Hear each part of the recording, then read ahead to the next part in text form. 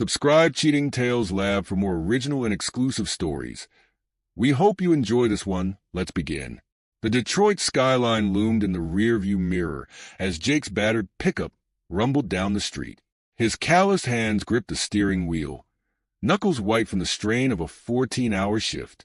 At 35, Jake's body felt older than his years, worn down by the relentless grind of construction work.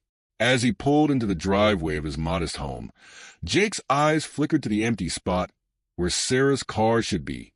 A familiar pang of unease twisted in his gut. Things hadn't been right between them for months now. The house was quiet as Jake trudged through the front door, his work boots leaving dusty imprints on the worn linoleum.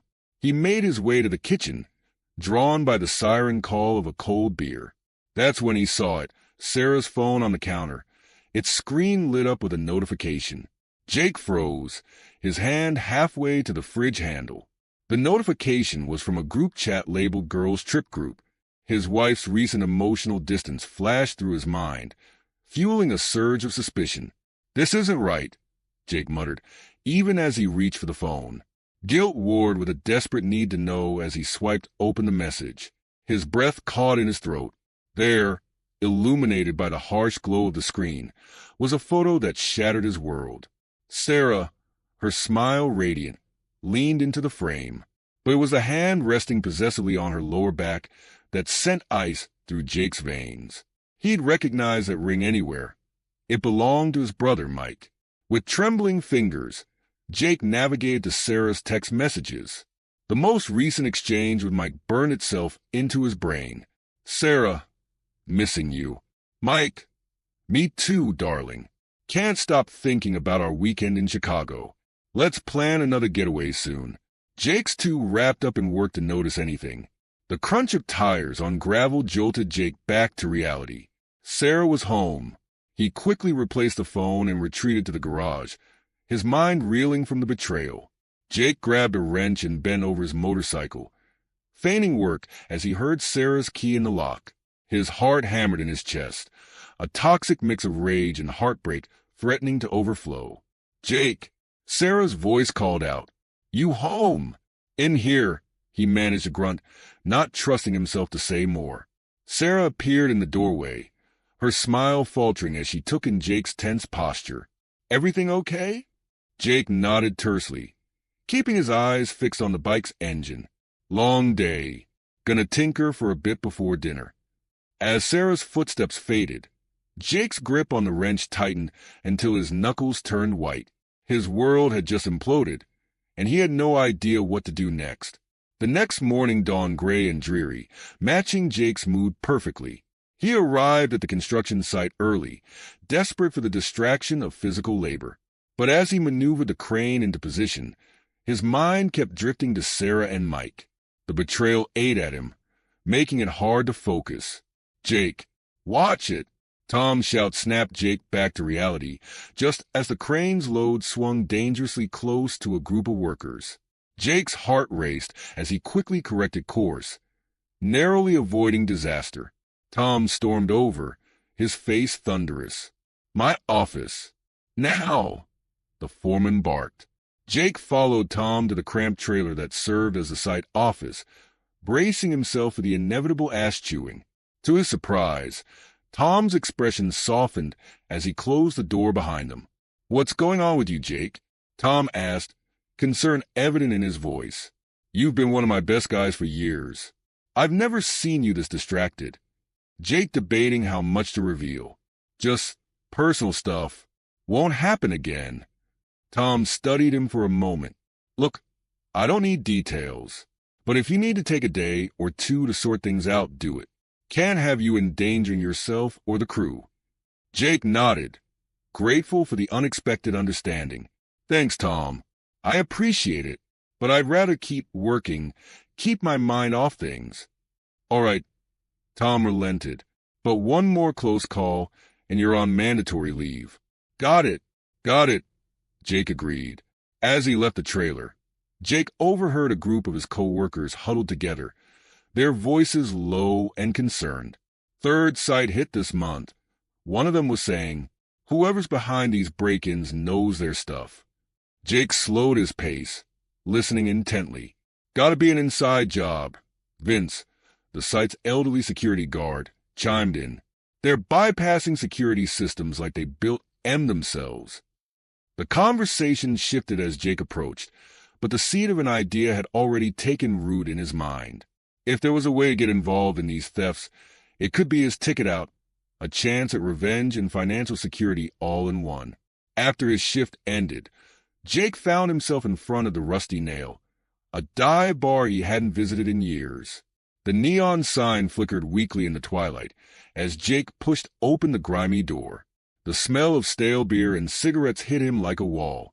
Jake scanned the dim interior until he spotted a familiar face hunched over the bar. Daryl, Jake called out as he approached. The man's head snapped up, bloodshot eyes widening in recognition. Well, I'll be damned. Jake Buford, as I live and breathe. What brings you to this fine establishment? Jake settled onto the cracked vinyl bar stool next to Daryl. Just felt like a change of scenery, he said casually. How have you been? Daryl snorted. Oh, staying busy. His eyes darted around the bar before he leaned in closer. Word is you're still in construction. Bet you hear all sorts of interesting things. Jake's pulse quickened. This was the opening he'd been hoping for. He signaled the bartender for a beer before responding. Funny you should mention that, Jake said, keeping his voice low. There's been some talk about break-ins at job sites. High-end equipment getting lifted. Sounds like a pretty sophisticated operation. Daryl's eyebrows shot up. That's so? Hypothetically speaking, of course. But a guy might be interested in more details about something like that, if he knew the right people to talk to. Jake took a long pull from his beer, weighing his next words carefully. Hypothetically, a guy might be looking to get involved in something like that, if the price was right. A slow grin spread across Daryl's face. Well now, that's mighty interesting. Hypothetically speaking, of course. Why don't we step outside for a smoke and continue this fascinating hypothetical conversation? As they exited into the alley behind the bar, Jake felt a mix of excitement and trepidation. He was stepping into dangerous territory, but the thought of Sarah and Mike's betrayal steeled his resolve. This was his chance to take control, to hit back at a world that had sucker-punched him. Over the next 2 weeks, Jake threw himself into gathering intelligence. Every spare moment was devoted to uncovering the depths of Sarah and Mike's betrayal, while simultaneously laying the groundwork for his own illicit activities. Jake volunteered for night shifts at various construction sites, using the time to study security systems and identify valuable equipment. His co-workers chalked up his sudden enthusiasm to trying to escape whatever was troubling him at home. They had no idea how right they were. On Tuesdays and Thursdays, Jake found himself parked across the street from the Moonlight Motel, a seedy establishment on the outskirts of town. Like clockwork, Sarah's car would pull in at 7 p.m., followed shortly by Mike's flashy sports car. They always took room 212. The first time Jake saw them together, laughing as they hurried into the room, he nearly lost it. His hands gripped the steering wheel so tightly he thought it might snap. But as the rage subsided, a cold determination took its place. He would make them pay, but on his terms. One Tuesday afternoon, Jake found himself standing outside Mike's apartment, a set of lockpicks in his trembling hands. He'd learned the skill in his misspent youth, never imagining he'd need to use it against his own brother. The lock gave way with a soft click. Jake slipped inside, his heart pounding. He worked quickly, planting hidden cameras in strategic locations. As he searched for any additional evidence of Mike's betrayal, Jake stumbled upon a treasure trove of incriminating financial documents. Apparently, Mike's infidelity wasn't his only secret. Jake uncovered clear evidence of tax evasion and fraudulent business dealings. It was almost too perfect. Just as Jake finished photographing the damning paperwork, he heard voices in the hallway. Panic gripped him as he recognized Mike's laugh. Jake barely made it to the stairwell before the apartment door opened. Pressed against the wall, Jake held his breath as Mike passed by, Sarah's favorite flowers clutched in his hand. The sight reignited Jake's fury, cementing his resolve. There would be no mercy. That night, as Sarah slept peacefully beside him, Jake hunched over his laptop in the dim light of the basement. His fingers flew across the keyboard as he researched wilderness survival techniques and remote cabin rentals. A plan was taking shape in his mind, a way to exact his revenge while securing his own future. It was risky, potentially devastating if it went wrong. But as Jake glanced at the wedding photo on his desk, Sarah's smiling face now a mockery of their vows, he knew he had nothing left to lose. The pieces were falling into place. Soon, very soon, he would spring the trap. And when the dust settled, Jake would emerge victorious, or go down in flames trying. Jake sat in the darkness of his basement, the glow of his laptop screen casting eerie shadows across his face. His fingers hovered over the keyboard, trembling slightly as he prepared to set his plan in motion. With a deep breath, he clicked send on an anonymous tip to the IRS, detailing Mike's financial irregularities. "Let's see how you like being stabbed in the back, brother," Jake muttered, a smile twisting his features. Over the next few weeks, Jake's life became a carefully choreographed dance of deception. By day, he was the model employee, throwing himself into his work with renewed vigor. But as soon as darkness fell, he transformed into something else entirely. Using the knowledge gleaned from his night shifts, Jake orchestrated a series of small-scale thefts at various construction sites across Detroit. He moved like a ghost, bypassing security systems with ease and selecting only the most valuable, portable equipment. After each heist, Jake would meet Daryl in dimly lit parking lots or seedy bars to fence the stolen goods. The wads of cash he received in return felt like victory in his hands. "You're a natural at this, Jake," Daryl remarked one night, eyes glinting with admiration and a hint of wariness. "Just don't get too greedy, yeah?" Jake nodded, pocketing the money. "Don't worry. I know exactly what I'm doing." At home, Sarah's behavior shifted. She became increasingly distant, her eyes darting nervously whenever Jake entered the room. Her excuses to leave the house grew more frequent and paper-thin. "Book club again?" Jake asked one evening, his tone carefully neutral as Sarah grabbed her keys. "Yeah, we're discussing a really complex novel. Might run late," Sarah replied, unable to meet his gaze.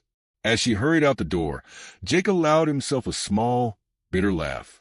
He played the role of the unsuspecting husband to perfection, all the while feeling the weight of his growing emergency fund hidden in the basement.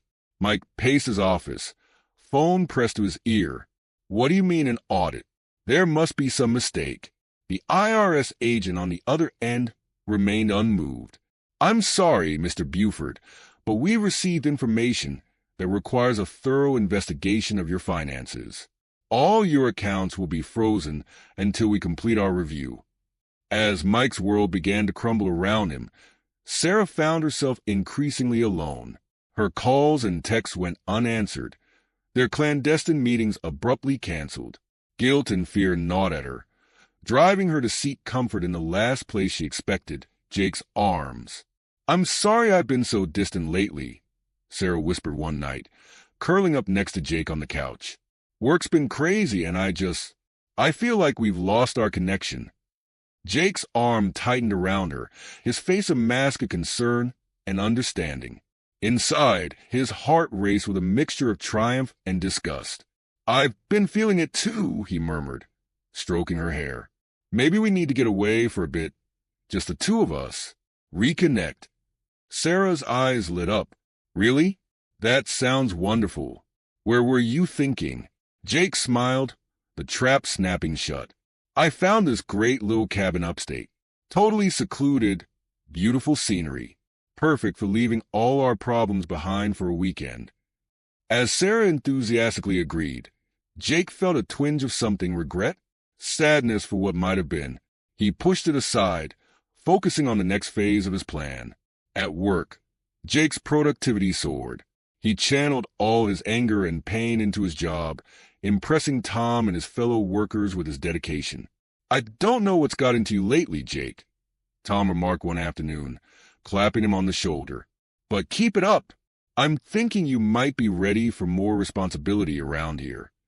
Jake nodded, allowing himself a moment of genuine pride. Thanks, Tom. I appreciate the opportunity. As Jake left Tom's office, he noticed a new face on the site, a sharp-eyed woman in a crisp suit, talking intently with Vince, the security guard. That's Detective Carter. Vince informed him later, his voice low. She's investigating all these break-ins. Interviewed half the crew already. Jake's pulse quickened, but he kept his expression neutral. Yeah? What'd she think happened? Vince shrugged. Not sure, but she's thorough. Been asking a lot about security protocols, work schedules, that sort of thing. Jake nodded thoughtfully. Well, I hope they catch whoever's responsible. It's making everyone nervous.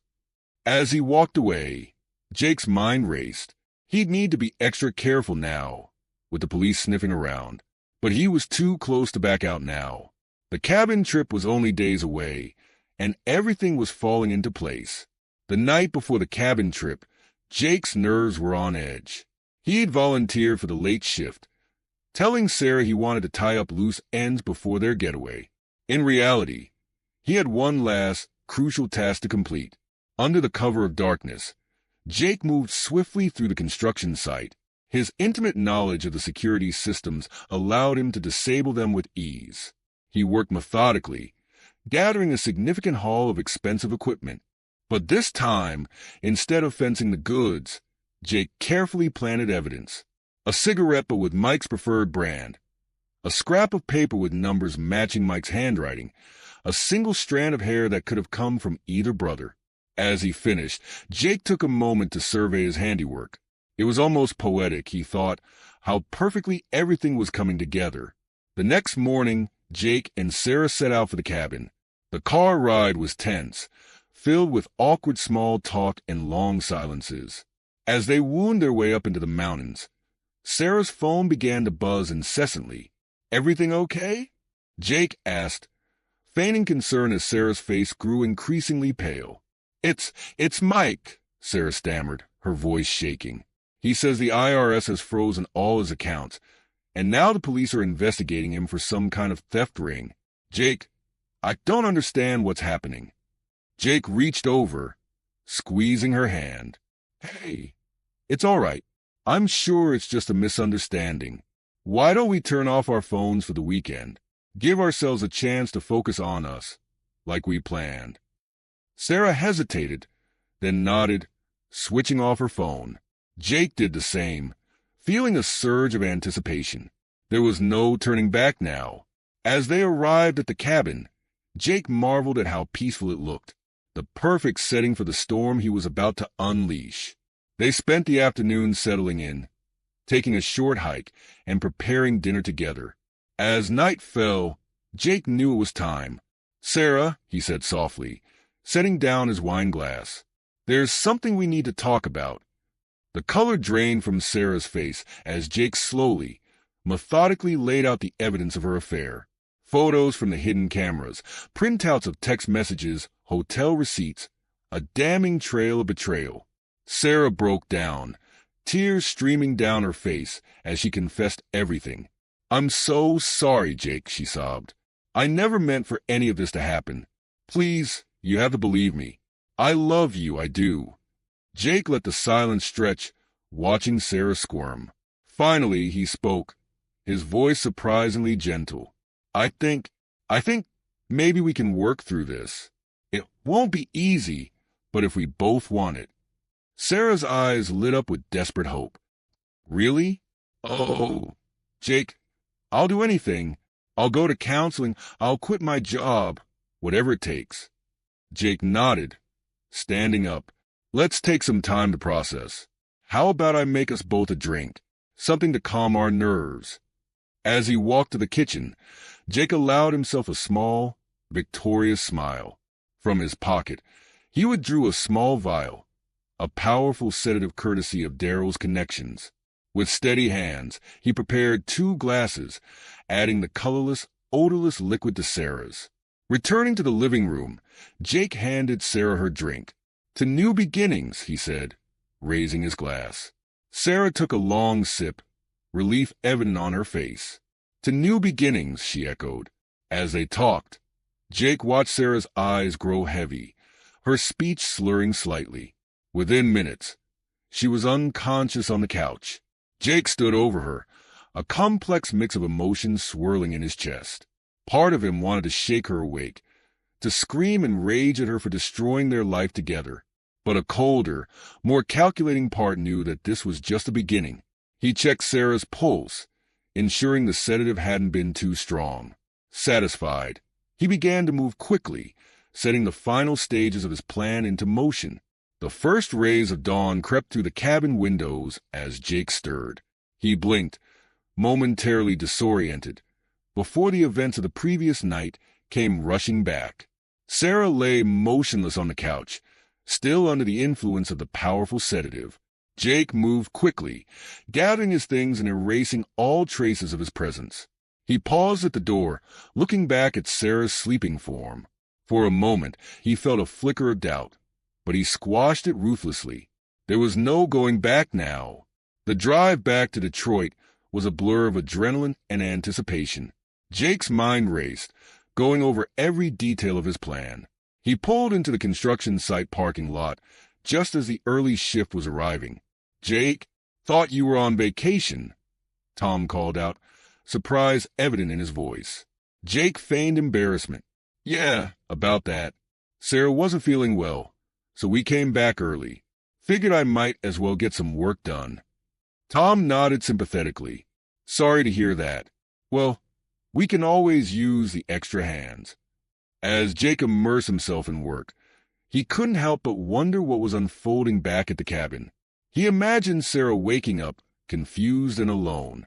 The thought brought a satisfaction. Miles away, Mike Buford was a man on the edge.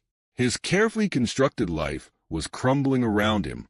The IRS audit had frozen his accounts, and now the police were sniffing around, asking pointed questions about construction site thefts. In a moment of desperation, Mike remembered Sarah mentioning a cabin getaway. It was a long shot, but he was out of options. He needed help, and Sarah was the only person he could turn to now. With shaking hands, Mike threw some clothes into a duffel bag and headed for his car. He'd have to use cash, avoid main roads. As he pulled out of his driveway, Mike couldn't shake the feeling that he was driving straight into a trap. Back at the cabin, Sarah's eyes fluttered open, her head pounded, and her mouth felt like it was stuffed with cotton. She sat up slowly, trying to piece together what had happened. Where was Jake? A noise outside made her freeze. Footsteps on the porch, then a familiar voice calling her name. "Mike!" Sarah croaked, stumbling to the door. "What are you doing here? Where's Jake?" Mike burst in, his eyes wild with panic. "Sarah, thank God. We've got to get out of here. Something's gone terribly wrong." As Mike rambled about frozen accounts and police investigations, Sarah's fog began to clear. She remembered Jake confronting her about the affair, showing her evidence. But after that, nothing. "Mike, stop," Sarah interrupted. "Jake knows. About us. He had pictures, messages, everything." Mike's face drained of color. "What? How? Oh, God." "Sarah, I think we've been set up." As the reality of their situation sank in, Sarah and Mike looked at each other with growing horror. They'd walked right into an elaborate trap, and they had no idea how to escape it. Miles away, Jake slipped away from the job site, a burner phone clutched in his hand. With steady fingers, he dialed the police tip line. "I'd like to report a sighting of 2 fugitives," he said, disguising his voice. "At a cabin off Route 7. You'd better hurry." They looked ready to run. Sarah's hands shook as she tried to start her car. Nothing, not even a sputter. "It won't start," she called to Mike, panic rising in her voice. Mike slammed the hood of his own vehicle in frustration. "Mine's dead, too. He must have sabotaged them." The distant wail of police sirens sent a jolt of terror through them both. Without a word, they turned and ran for the dense forest surrounding the cabin. Branches whipped at their faces as they crashed through the underbrush. Sarah's fashionable boots, meant for city streets, not wilderness flight, threatened to betray her with every step. "We can't outrun them," Mike panted. "We need to find somewhere to hide." As the sounds of pursuit grew closer, Sarah and Mike pushed deeper into the unfamiliar terrain, desperation lending speed to their tired legs. Back in Detroit, Jake played his part to perfection. He paced the floor of the police station, the very picture of a concerned husband and brother. Detective Lynn Carter watched him with sharp eyes. "Mr. Buford, when was the last time you saw your wife?" "Yesterday morning. We were supposed to go to a cabin for the weekend, but I got called into work at the last minute. Sarah went ahead without me." He paused, letting his voice crack slightly. "I should have gone with her. If I had known." "And your brother?" Carter pressed. "When did you last have contact with him?" Jake's expression darkened convincingly. "Not for weeks. We had a falling out. I never imagined he'd be involved in something like this." As Jake spun his tale of betrayal and shock, he could see the sympathy in the eyes of the officers around him. Even the hard-nosed Detective Carter seemed to be softening. "Mr. Buford," she said, her tone gentler now, "I know this is difficult, but we need to know about the cabin. Any information you can give us could be crucial." Jake hesitated, as if wrestling with his conscience. I don't want to believe Sarah's involved in Mike's crimes, but if there's any chance she's in danger or being held against her will." He took a deep breath. "I'll tell you everything I know." As Jake reluctantly provided details about the cabin's location, a flurry of activity erupted around him. Officers rushed to coordinate with state police, organizing a large-scale manhunt. Jake sank into a chair, accepting a sympathetic pat on the shoulder from a young officer. Inside, he felt a surge of triumph. Everything was going according to plan. In the forest, Sarah and Mike huddled beneath a rocky overhang, listening to the sounds of searchers in the distance. They were cold, hungry, and utterly lost. "How could we have been so stupid?" Sarah whispered, her voice bitter with self-recrimination. Mike said nothing, his eyes fixed on the tree-line. They both knew there was no good answer to that question. 3 days. It felt like an eternity to Sarah and Mike as they stumbled through the wilderness, evading search parties and struggling to survive. The affair that had once seemed so exciting now lay in tatters, destroyed by the harsh reality of their situation. "This is all your fault," Sarah spat, her once perfect hair matted with leaves and dirt. "If you hadn't been so careless with your finances." "My fault?" Mike shot back. "You're the one who couldn't keep your story straight."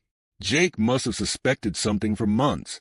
Their bitter argument was cut short by the distant sound of helicopter blades. They froze, exchanging a look of pure terror before scrambling for better cover. Meanwhile, back in Detroit, Jake was being hailed as a hero. His discovery of the construction site theft ring had impressed everyone from his co-workers to the police. "Jake, my office." Tom called out one morning. Jake entered, his face a careful mask of humility. "What's up, Tom?" The foreman grinned, holding out his hand. "Congratulations, Site Supervisor Buford. You've more than earned this." As Jake shook Tom's hand, accepting the promotion he'd long desired, he felt a twinge of something, not quite regret, but a sense of the enormity of what he'd done. He pushed it aside. This was what he'd wanted, wasn't it? That night, Jake made one final move. Using another burner phone, he called in one last anonymous tip. "I saw 2 people matching the fugitive's description," he reported, his voice disguised. They were heading towards the old mine shaft off County Road 22. The police and rescue teams converged on the abandoned mine, believing they had Sarah and Mike cornered at last. Deep in the mine's twisting tunnels, Sarah and Mike heard the approaching sirens. The realization that they were trapped hit them like a physical blow. "There has to be another way out," Mike said desperately, pushing deeper into the darkness. Sarah hesitated, fear and exhaustion warring within her. "Mike, wait." But it was too late. Mike's frantic scramble triggered a cascade of loose rock. Sarah screamed as the tunnel mouth collapsed, debris raining down around them. When the dust settled, Sarah found herself pinned beneath a fallen beam, pain shooting through her leg. Mike was nowhere to be seen. The rescue team found her quickly, drawn by her cries for help. As they worked to free her, Sarah's mind raced. How had it all gone so wrong? Hours later, Sarah lay in a hospital bed, an IV drip in her arm, treating her for dehydration and minor injuries. Detective Carter stood at the foot of the bed, her expression stern. "Mrs. Buford, I need you to tell me exactly what happened," Carter said. Sarah closed her eyes, the weight of her actions crashing down upon her. Slowly, haltingly, she began to confess everything. Jake arrived at the hospital, playing the part of the concerned husband perfectly. But as he approached Sarah's room, he heard her voice, thick with tears, spilling every secret. He stepped back, unseen, a complex mix of emotions swirling within him. It was done. Over. He'd won, hadn't he? The following weeks passed in a blur. Sarah, granted immunity for her testimony, watched as her life fell apart. Friends and family turned their backs on her, disgusted by her betrayal. Jake filed for divorce, citing infidelity. The proceedings were quick, given Sarah's public admission of guilt. Mike's trial became a media sensation. Jake sat in the courtroom, watching as his brother's long history of fraud and the elaborate construction site, theft ring, were laid bare for all to see. 6 months later, Jake stood outside the courthouse, watching as Mike was led away to begin his 15-year sentence. He felt empty. The revenge he'd so meticulously planned had left him hollow. As he turned to leave, he found himself face to face with Detective Carter. "Mr. Buford," she said, her eyes narrowing slightly. "Those anonymous tips were awfully convenient, weren't they?" Jake met her gaze steadily. "I suppose the tipster was just observant. Lucky for everyone involved." Carter studied his face, searching for any sign of deception. "Lucky indeed," she said finally. "Take care, Mr. Buford." As Jake walked away, he could feel the weight of Carter's suspicions on his back. But he'd covered his tracks well. There was nothing to connect him to the elaborate scheme he'd orchestrated. He'd achieved his revenge without legal consequences. But as Jake stepped into his new apartment, he realized the cost had been higher than he'd ever imagined. His marriage, his brother, and perhaps a part of himself, all sacrificed on the altar of vengeance. Jake looked at himself in the mirror, site supervisor badge glinting on his chest. He was determined to rebuild his life, to make something of this second chance. But as he stared at his reflection, he knew he'd been forever changed by the choices he'd made. The man who looked back at him was a stranger, harder, colder, and carrying the weight of secrets that would never see the light of day. This is where our story comes to an end. Share your thoughts in the comment section. Thanks for your time. If you enjoy the story, please subscribe to this channel. Click on the video you see on the screen, and I will see you there.